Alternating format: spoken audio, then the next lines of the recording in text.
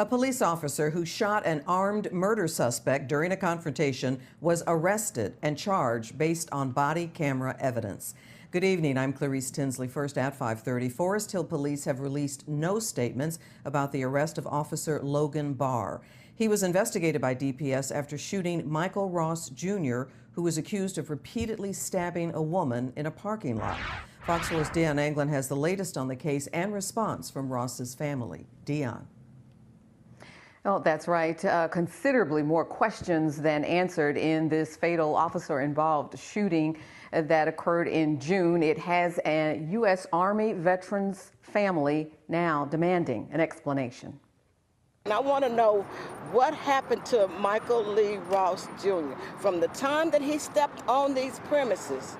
Regina Sias says she hasn't been at peace since her son, 32-year-old Michael Ross, was shot and killed by a Forest Hill police officer on June 9th.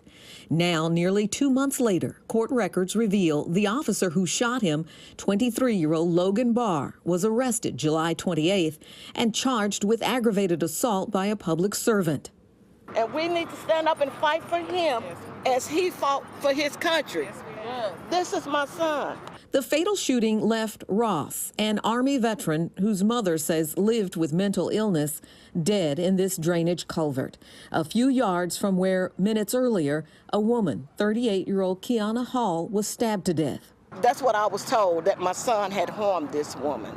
Neither Forest Hill Police nor the Texas Rangers have commented on Barr's arrest or provided updates about the circumstances of Kiana Hall's death.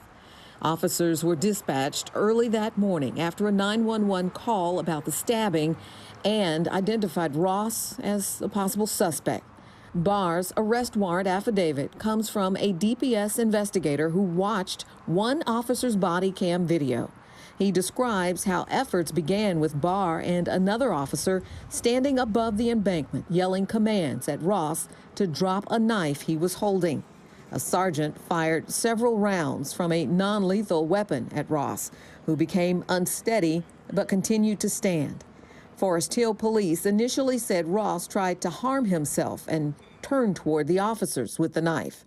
The DPS investigator said, "I did not observe Ross attempting to stab himself, make any verbal threats, raise the knife in a threatening manner toward the officers, attempt to climb the embankment in the officers' direction, or make an effort to run from the area." I need the police officer that shot my son, I need him prosecuted.